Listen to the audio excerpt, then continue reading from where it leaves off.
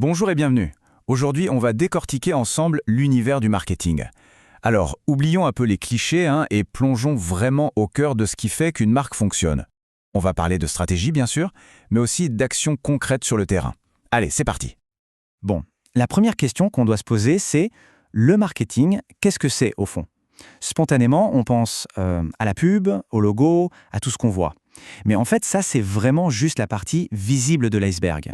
La réalité, elle est beaucoup plus stratégique et, pour être honnête, bien plus intéressante.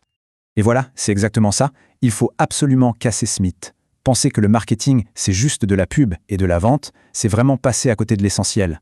C'est tout ce travail en amont, tout ce qui est invisible, la stratégie, la psychologie derrière. C'est là que tout se joue, en réalité.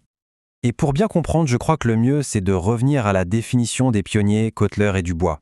Ils disent quoi? Que le marketing est un mécanisme économique et social. Le but, c'est de satisfaire des besoins, des désirs, au moyen d'un échange. Le mot-clé, c'est vraiment celui-là, échange. On n'est pas dans la vente forcée, on est dans une relation au cœur de l'humain.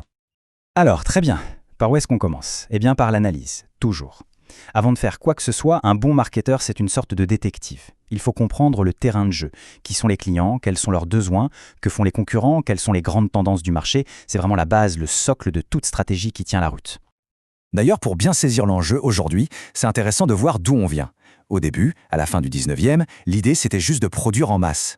Puis, on est passé à une ère où il fallait vendre, parfois de manière assez agressive, ce qui était produit. Mais aujourd'hui, eh bien, tout est différent. On est entré dans l'ère relationnelle. Le but, ce n'est plus juste de faire une vente, c'est de bâtir une relation de confiance sur le long terme. Et ça change tout. Et cette approche, elle a deux facettes qui sont indissociables. D'un côté, on a le marketing stratégique, ça c'est la tête, la réflexion, la vision à long terme, on se demande quoi faire. Et de l'autre, le marketing opérationnel. Ça, ce sont les jambes, l'action, le concret, le comment on le fait. Et bien sûr, l'un ne peut absolument pas fonctionner sans l'autre. C'est un duo inséparable. Ok, le terrain de jeu est compris, analysé. Maintenant, il faut choisir sa stratégie. On passe à la deuxième grande étape, comment est-ce qu'on va jouer le match? C'est là qu'on va bâtir la véritable colonne vertébrale de tout le plan marketing. Et pour ça, il y a un processus en 3 étapes qui est fondamental. C'est l'acronyme STP.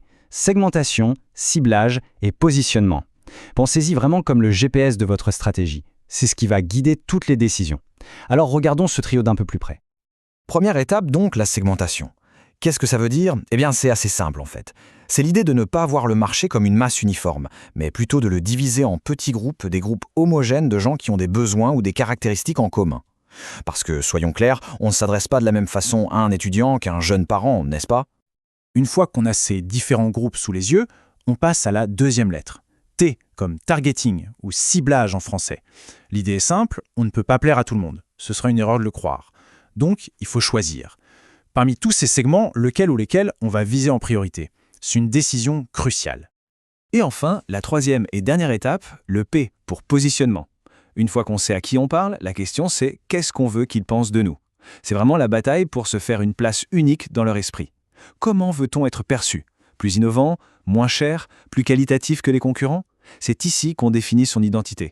Parfait. La stratégie est en place, on sait qui on vise et comment on veut être perçu. Mais une stratégie, ça reste des mots sur du papier. Maintenant, il faut la rendre concrète.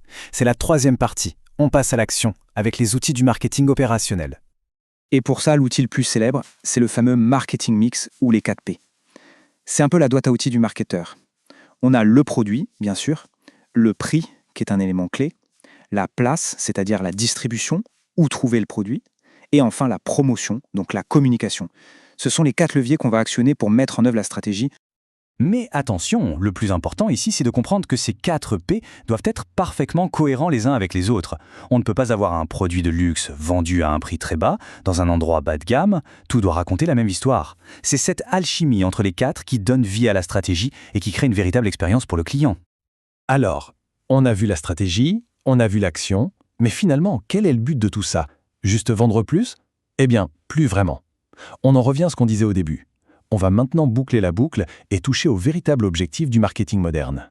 Et cette citation le résume parfaitement. Un bon marketing, aujourd'hui, ça crée du lien, ça crée une relation durable.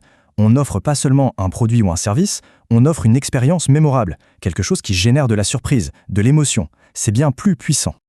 Au final, la question la plus importante à se poser a changé. Ce n'est plus qu'est-ce qu'on vend, mais plutôt quelle expérience mémorable est-ce qu'on propose. Et cette question, elle change absolument tout.